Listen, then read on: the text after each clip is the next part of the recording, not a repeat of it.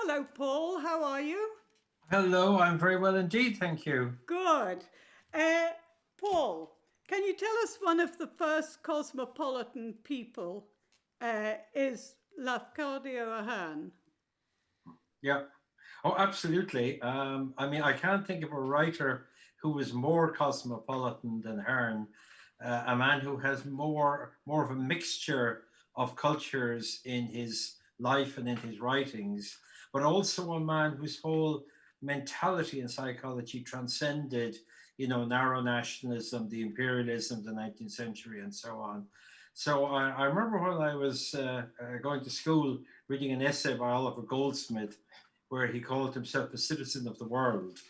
And when I discovered Lafcadio Hearn in the 1970s, I thought to myself, my goodness, this is the real citizen of the world. Yes, yes.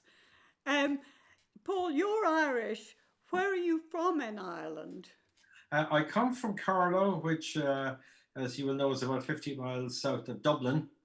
And I was educated at a Catholic boarding school near there, very similar to the one Lafcadio Hearn attended in England, run by diocesan priests. All right. And then I was educated at Trinity College Dublin after that, and then I joined the Foreign Service. Yes. Why did you decide to become a diplomat? Well, I guess, the Ireland I grew up in was a very claustrophobic place, but my mother had been a teacher in England during the war, so I grew up with stories of living through the Blitz, of being evacuated to the countryside with the children and so on. And so I was aware really from infancy of this wider world beside me. Then in the 1960s, we used to go to France every summer because I have family in France. And also in the 1960s, a cousin of mine went to Japan and spent a year in Kyoto. He was an architect. And then actually, just after I joined the Foreign Service, I discovered Greece. That's another story. Yeah. So I guess I grew up not wanting to be defined by, as I saw, the narrowness of the Ireland that I grew up in. And through, as I say, my mother's experiences, family connection in France and so on, I was aware of this wider world. Yes, I mean, travel is an amazing thing. It really broadens your mind. um, excuse me. The other thing I was wondering was, were you always interested in culture? Yes, I suppose I was lucky in that both of my parents were teachers and they were both interested in culture, particularly literature. My father was very musical as well. So culture was always part of our house. And I was somebody who, my main hobby when I was a child was reading. That's what I loved doing more than anything else. So yeah, no, culture has always been part of my DNA, if you like. And even today, I need to read every day, but I also, for example, need to listen to music. So culture kind of really defines me, I suppose. And what kind of music do you like listening to? Anything in particular? Well, I'm a great Wagner fan, for Oh, example. I yes. like classical music. But one thing my mother could never understand about my father, and my wife has difficulty understanding about me, and that is that, I love every kind of music. So I can go from Jimi Hendrix to Ah, Wagner to Mozart. So as long as it, has melody and so on, I don't care. yeah.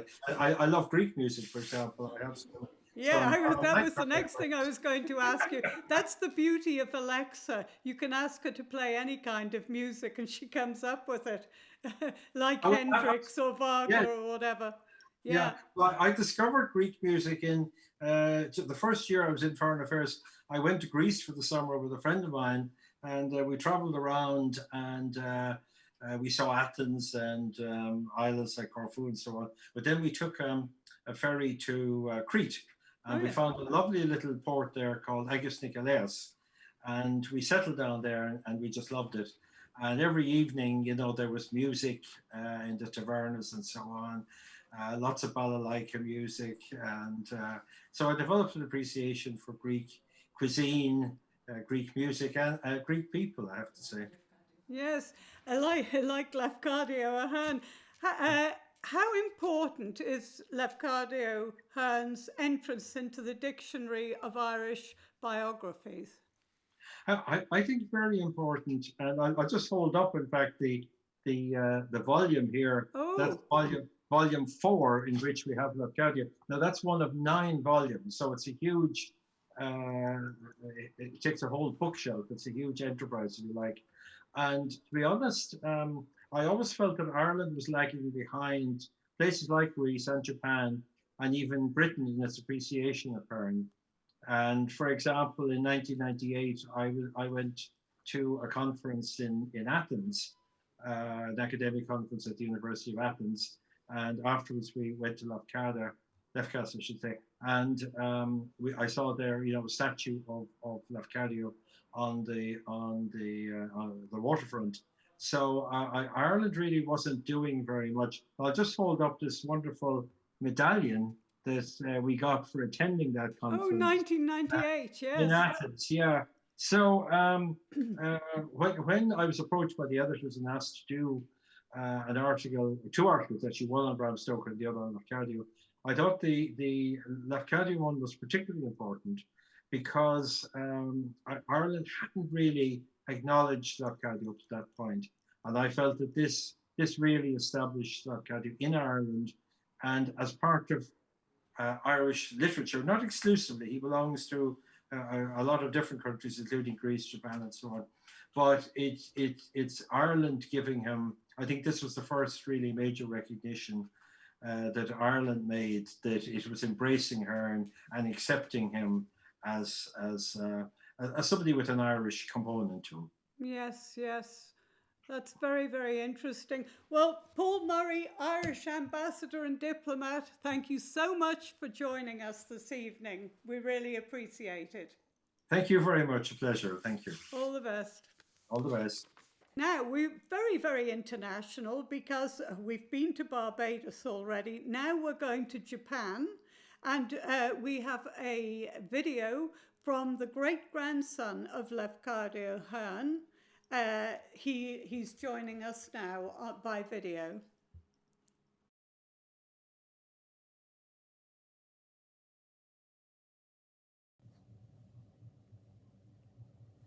Good evening. My name is Bon Koizumi, the great-grandson of Lafcadio Hearn and the director of the Lafcadio Hearn Memorial Museum in Matsue in Japan. Thank you for inviting me to the 5th Greek Business and Arts Festival organized by the Hellenic Community of Ireland. And I also thank to Ms. Stella Xenopoulou, who is the president of the community, my friend Paul Murray, and Maria Genezeru for arranging this interview. I have a great opportunity today, and I'd like to talk a little about my great-grandfather and myself. My great-grandfather, Patrick Lafcadio Hearn, is a Greek-Irish writer, born in Lefkada, Greece in 1850, raised in Ireland, educated in France and the UK, and immigrated to the United States alone at the age of 19. In the United States, he lived in Cincinnati and New Orleans as a journalist for about 20 years. Then he stayed in Martinique, French West Indies, for 2 years before arriving in Japan at the age of 39. Hearn was fascinated by traditional Japanese culture in Matsue, where he was first assigned to Japan as an English teacher. And he married Setsu Koizumi, the daughter of a samurai who met there. For the last several years, he taught at the Imperial University in Tokyo, but died of a heart attack at the age of 54. His 54-year life was a journey around more than half the globe. That life was a series of catastrophes. His beloved mother, Rosa, returned to Greece when he was 4, and his parents divorced at the age of 7, and at the age of 16, he lost his left eye. Before and after his arrival in the United States, he experienced destitute life, an illegal marriage with a former slave woman, Mattie, and 2 infectious diseases. However, from the experience of such a catastrophe, I think he has acquired an attitude of understanding different cultures with an open mind. He grew up listening to fairy tales and ghost stories from his nanny, Catherine Costello, during his childhood in Ireland. That made him interested in the supernatural world throughout his life and realized that there was a kind of truth. I'd like to talk about influence by Lafcadio for me. I've loved traveling and vehicles since I was a child. And by the time I was 12, I was traveling alone in various parts of Japan. I was sometimes mistaken for a runaway boy and reported to the police. I'm about to turn 60, and I've never lost interest in traveling during that time. I have traveled to Ireland and Greece several times, and I'm particularly fascinated by the small seaside towns that are not big cities. I think it may be a gift from Hearn, who lived a life of traveling around the world with a one-way ticket. The other is that I majored in folklore, where I can do field work at the university because I love traveling. I live in Matsue now because the Izumo region is also treasure trove of folklore, and I was drawn to its charm. As a pioneering folklorist, Hearn collected folk beliefs and folk tales in New Orleans, Martinique, and Japan. My interest in folklore may have been unknowingly influenced by Hearn. Lafcadio Hearn thought that we can learn about social knowledge and how we interact with nature and the other world. In other words, about social distance from folk tales. And above all, the most important thing for Hearn was imagination. He defines a teacher as the best authors and teachers in these days will be found, those who season dry fact with the spice of fancy. He thought Andersen's imagination was too great. He would have thought that reading and listening to folk tales would enhance our imagination, sharpen our senses, and increase our curiosity. Since 2004 in Matsue, I have been telling elementary school students about Hearn's life and working with them while sharpening their 5 senses. As a result, children are becoming more and more interested in the city where they live. I would like to continue place-based education through Hearn, and I hope that children overseas will also read Lafcadio Hearn's works and enrich their imagination in a mysterious world. We are working to make many modern people aware of his open mind, which is the underlying idea of many of Hearn's works. Hearn hated Eurocentrism, Christian centrism, and anthropocentrism, and did not think the world was complete in the human world alone. In addition, he believed that people should not forget their awe for the invisible another world and nature.